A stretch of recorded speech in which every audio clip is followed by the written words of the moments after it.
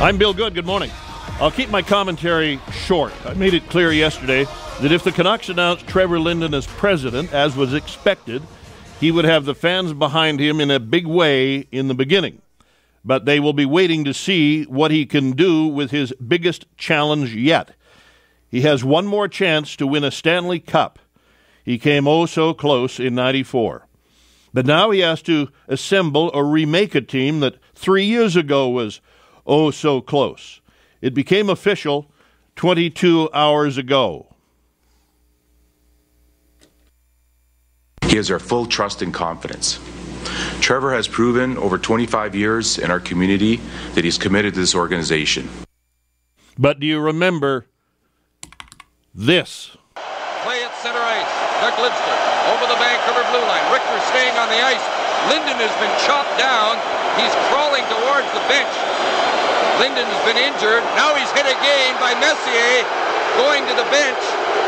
Messier hit Linden when he was down on his knees. The play is running down. It could get a bit ugly here in the late stages. Linden has struggled to the bench. Now he's at the bench talking to the trainer. I didn't see who hit him the first time, but Messier hit him when he was down the second time, and Sergio Momessa was really upset at the Vancouver bench. But there is going to be that seventh game. We'll hope they can patch Linden up and get him in that one. He will play. You know he'll play. He'll play on crutches. He will play, and he'll play at Madison Square Garden on Tuesday night. The game is over. Trevor Linden in studio this morning on his way to his first full day on the job. Good morning. Congratulations. Morning, Bill. Thank you. You still get goosebumps when you hear Jim Robson? I do. How can you not? Jim Robson, that voice is synonymous with hockey, for sure. I'm guessing for most of the last 6 years you've thought of what you would do if you had this opportunity, but not really thinking it would happen.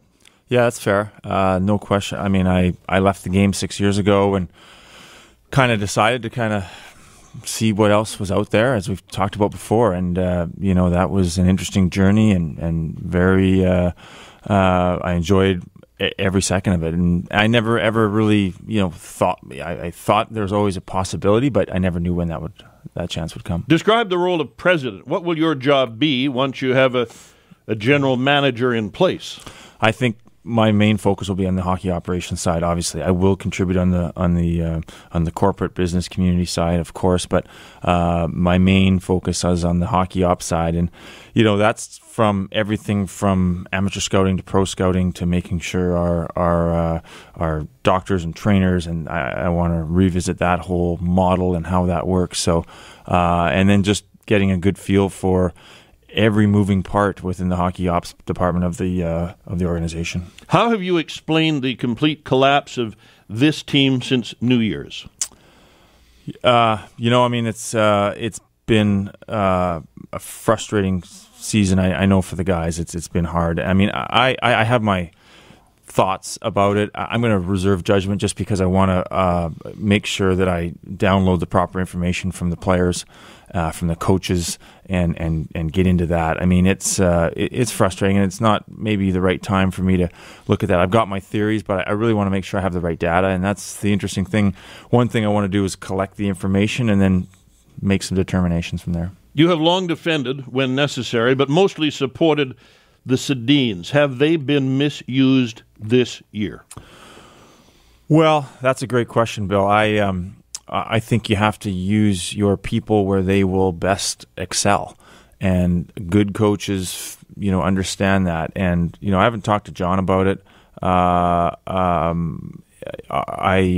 think most people would say that you put your best offensive players in the best offensive positions you can or situations. So, and everyone has a different opinion on that. But great players don't fall off the cliff at the age of 33. You're talking about two extremely dedicated, well-conditioned athletes.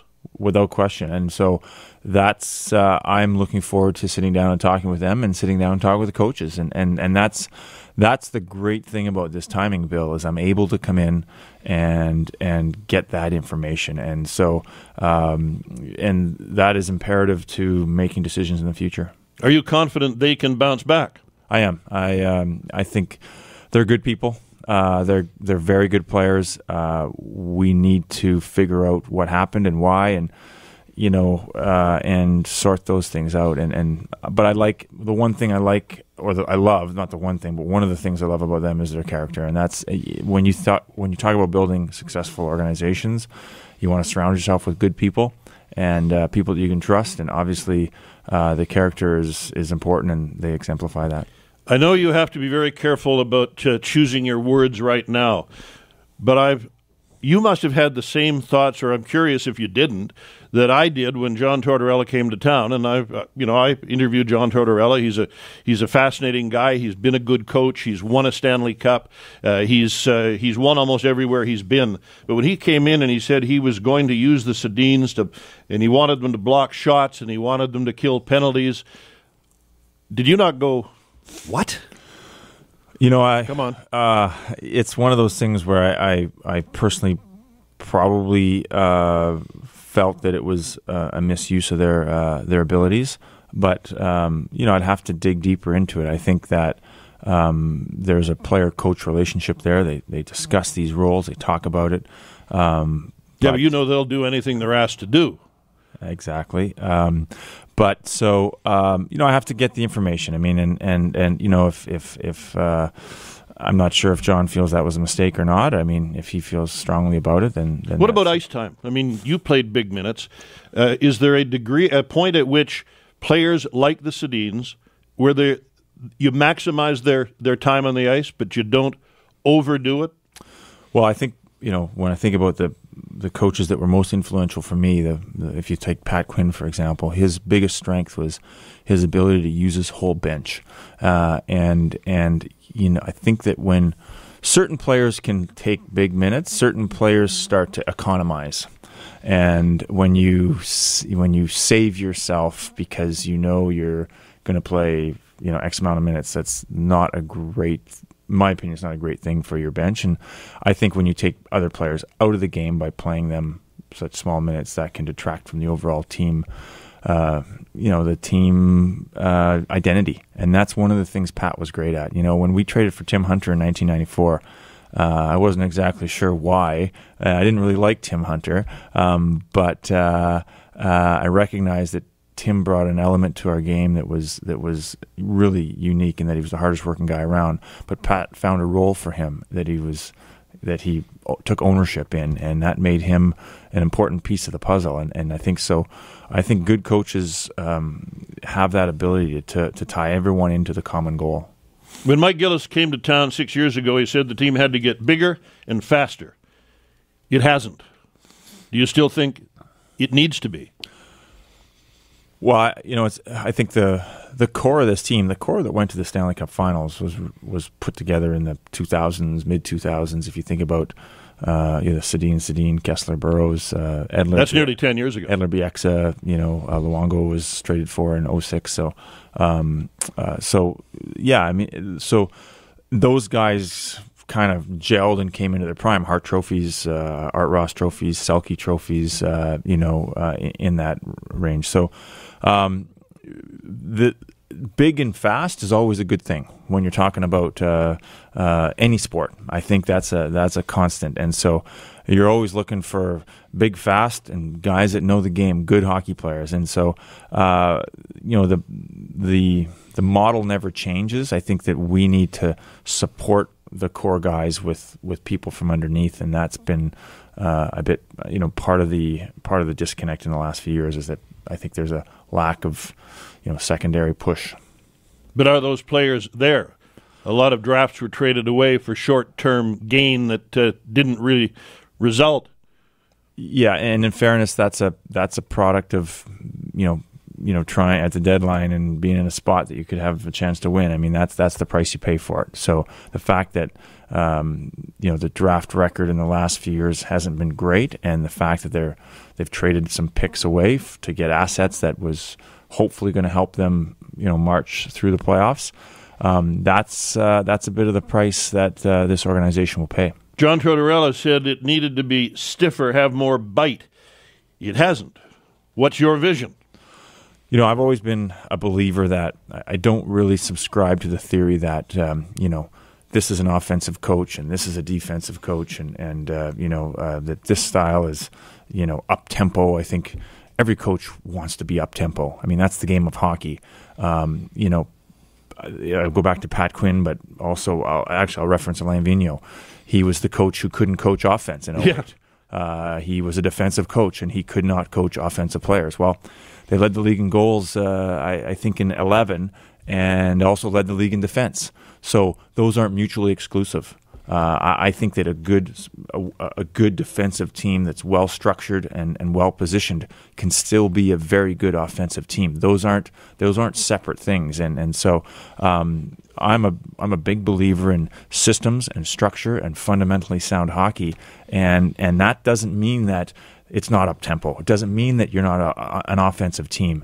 It simply means that your foundation is exactly that. It's a structure and a foundation, and it's about the details of the game. It's a cliche, but it's true. The best defense is a good offense. If you're playing in the offensive zone most of the time, defense kind of takes care of itself. Absolutely, yes, and also, I mean, making the right decisions with the puck is super important as well. I mean, you have to be responsible. I mean, and that's the thing. And so, I've had the luxury of playing for some great coaches. I've played for some not so great coaches. So I think I can recognize what I think is a successful model. I think that the consistent, structured, disciplined game is and let's face it, winning hockey is entertaining hockey. I mean, and I've seen a lot of games, it's not to say that, you see great games that are 1-0 because they're up-tempo and fast and high-paced and hard-hitting and everything else. I just think that my message is playing good defensively is not an admission that we're not going to be an offensive team or we're not going to be a high-tempo team, and I don't think those things are exclusive. Francesco Aquilini promised you complete autonomy when it comes to hockey operations. Are you confident he'll be able to do that? I am. I've had great conversations with Francesco and very positive conversations with the family, and so I'm completely confident in that. I think that Francesco really wants someone to keep him informed and deal with the hockey operation side, another layer. And so, my role would just be that. And I think that in any professional sport, there's 120 of the four big sports, and if you put MLS soccer in, it's 150.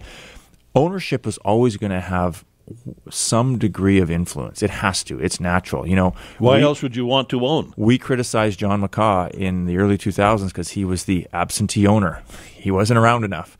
And now there seems to be some criticism with the Aquilini family, and more specifically Francesco, because he's too involved. Well, I'll tell you this, to have a local owner that's passionate about the team and wants to win and does nothing but spend money to make that happen is a good thing.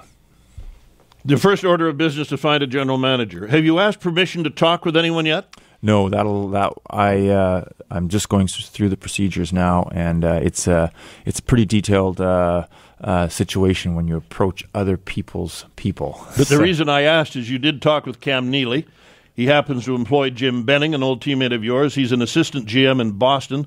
I would have to assume he is on your list. Yes. I haven't asked for permission, and I won't discuss that right now, but I have talked to Cam, not specifically about any one of their personnel or people, but I have had a discussion with Cam, which is very general, and I have to get really specific on what my list looks like and get that process You going. talked to Joe Sakic, too. It's actually, I haven't talked to Joe. I referenced Joe yesterday as someone who is a friend, a teammate, an ex-teammate. You will talk to him. I will talk to him. I hope to see him tonight, actually. What qualities are you looking for?